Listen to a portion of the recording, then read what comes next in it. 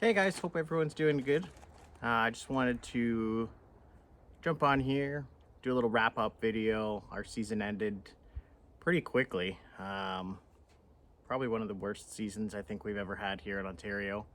Um, but I think I only got out about 8 or 9 times, so not a whole lot. But nonetheless, you do what you can. Hit up Quebec a couple times, which was absolutely incredible. Hit Haliburton Forest, which was awesome. I'd never been there before either. Um, to be honest, I haven't really been too many places around Ontario because I just moved back from Calgary a year and a half ago. So that's one of the reasons why I got this bad boy here, the Player's Assault. Wanted to do a little bit of off-trail stuff if I could ever find it in places that you can go and are allowed to ride, but also wanted to hit up the trails also. And from what I read, it was the best of both worlds, kind of top of the line crossover. So I thought that was super cool. Always kind of been a Polaris person. And yeah, the reviews were awesome. And not gonna lie, I'm absolutely stoked. I love my sled. I think it is absolutely awesome. Played with the suspension quite a bit throughout the year. Softened up the rear, stiffened the rear, softened the front constantly. We're stiffening it up throughout the trails depending on the conditions and throughout the day to try and alleviate some inside ski lift, or just when I want it to be a little bit more playful, I would soften it up and then do some one ski riding, and get that do a little bit of practicing, I'd say, I guess, for off trail and the deeper snow, which unfortunately we didn't really have. But yeah, needless to say, it was still a great season. I only got about 1,750 kilometers on it, which is pretty brutal. I was hoping to get well over 3,000 this year, closer to the 4 or 5. As it turns out, I had 2 trips planned up to Cochrane and Hearst and around all of kind of northern Ontario. Once was around Christmas time, which unfortunately we had to cancel because everything was still grass. So that's when I went over to Saguenay in Quebec solo, which was a great time, but that was a really long drive. It was 13 hours the one way for me, and 11 hours back. So, and a broken trailer. So it had its pluses, it's had its minuses, but when I was there, the conditions were great. So I'm glad I got to get out there. Definitely a lot of money in gas because the Jeep doesn't work too well for towing a trailer. It's pretty thirsty, so especially when it's lifted and stuff like that. But that's okay. I had a great time. Thankful I went.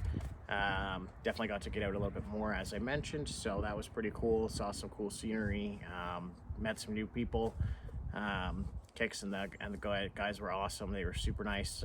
Let me ride with them the one day. So cheers, you guys. Thanks. It was awesome to meet you. Hopefully next year is a lot better than this year, and hopefully we can get out again. More than just outside, but yeah, it's 13 degrees and sunny here today, so pretty brutal. I don't think we have a day in the next 2 weeks in the forecast that I've seen that is in the negatives again.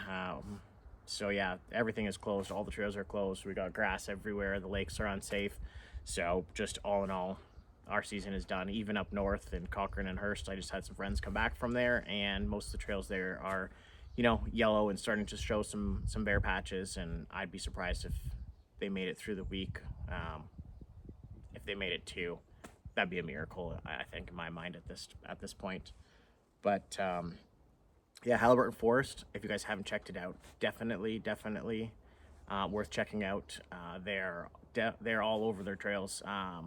Top of the line grooming, nice, smooth. They're out every day pretty much, as far as I know. At least one groomer working on the main roads and stuff like that. But they tend to be open before anyone else, and they tend to be open a little bit later than everyone else, which is awesome. They also limit the number of people that can go in, so you get 100 trail passes per day. So it kind of keeps traffic down a little bit. But yeah, it was great. There's tons of trails, super friendly. They're always posting updates.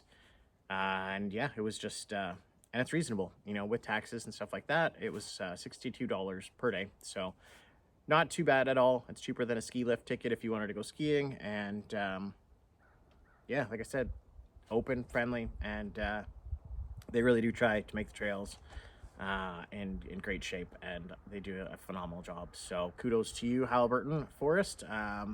Thanks for keeping us updated, and thanks for a great season. Hopefully next year's even better. Hopefully the snow comes next year. So yeah, I just wanted to do a little shout out. Thank each and every one of you for following along and subscribing. You guys are awesome. I wouldn't have been able to get to 100 followers and subscribers if it wasn't for you. So thank you. Definitely make some comments. I tried to reach out to everyone that made a comment. But yeah, let me know what you liked, what you didn't like about the season, what I can focus on for next year.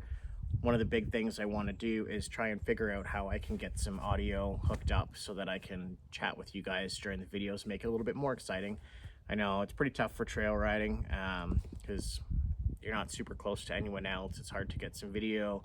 Maybe I'll find someone else to help shoot with me so that you know, we can get some more action shots and stuff like that instead of just cruising down the trail. But I got a bunch of ideas. Hopefully I can make them work throughout the summer and stuff like that, and hopefully we can get out more. Also, I don't just do snowmobiling, so I got a dirt bike, and we're gonna do some dirt bike videos. I got this really dirty Jeep right here that we're gonna do some off-roading trails and stuff like that. So I'm one of the guides for up in this area. So we do tons of newbie runs trying to get people into the sport through OF4WD. So hopefully we can get that on the go. I'm going to do a bunch of videos of that, keep people updated, trails that we do around the area, stuff like that. Same with dirt biking. There's quite a bit of dirt bike trails up here. So yeah, just trying to keep you guys entertained, you know, doing the things that I love doing. So hopefully you enjoy the summer as much as you do the winter, and I'm going to keep posting. And like I said, if you like this stuff, feel free. Definitely subscribe, share to your friends, get more people involved. I'd love to grow this channel big and share my passions and share it with you guys and bring you guys along. So I think today is pretty much giving the old sled a wash and getting her put away for the winter and doing all my final checks before I put it away, which is a sad day. But like I said, it was a short, but I had a great time when I was out, so you got to make the best of it. Love the sled. I had a new helmet this year too, 509, and it was the lightest, most comfortable helmet I think I've ever had. It was awesome. I did the Altitude 2.0 carbon.